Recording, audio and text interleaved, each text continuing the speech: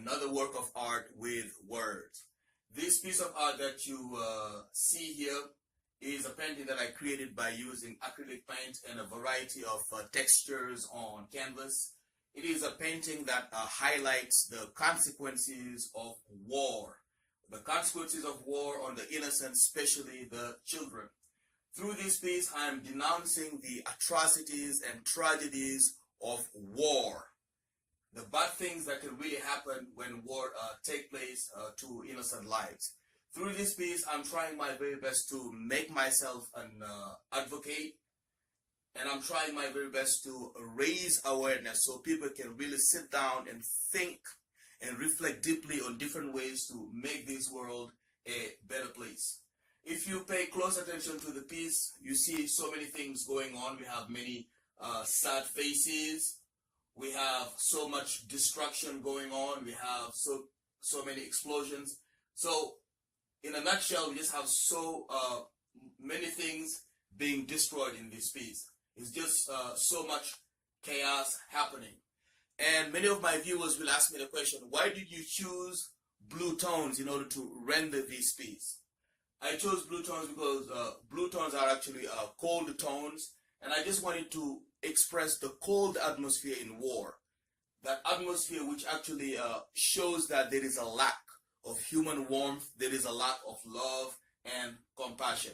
I would like to underline the fact that during war, many people suffer, but the ones who suffer the most are the children because they're the most vulnerable ones.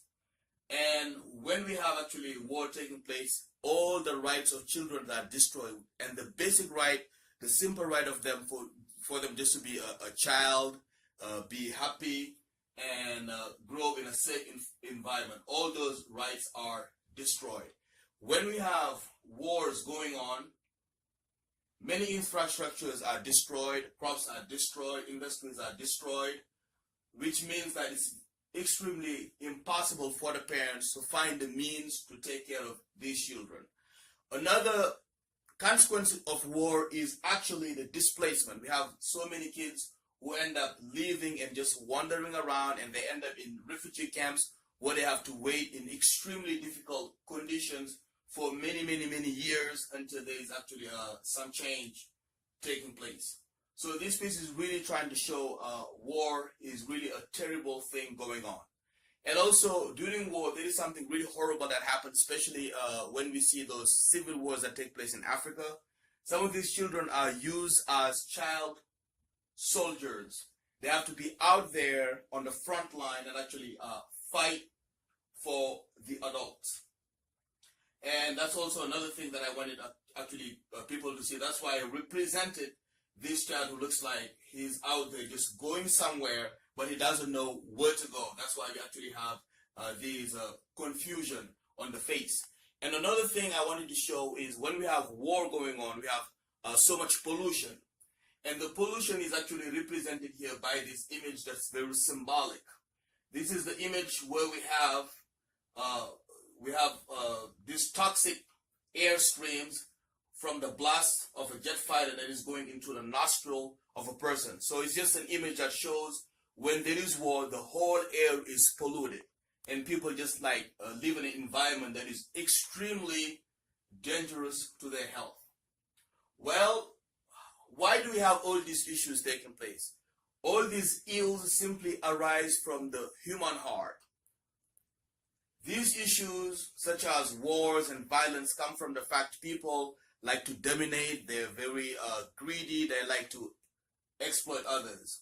One thing we can do is actually try to change this world and make it a world where love and compassion are priority. Those actually principles should be actually the core principles. And I think if the human heart changes and we focus more on love and compassion, we'll have a better world where we will no longer see these bleak and dismal images.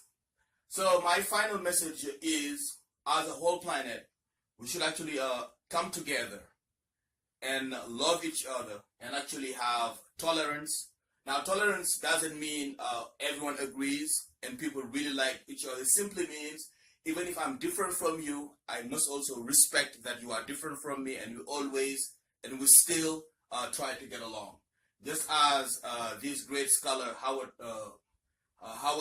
Powell said, tolerance is a great thing in a society, and the highest principle in any society is the ethical principles by which the people live. Thank you so much for watching this presentation of Ken's Art Studio Show, and I'll see you again for another presentation. Thank you.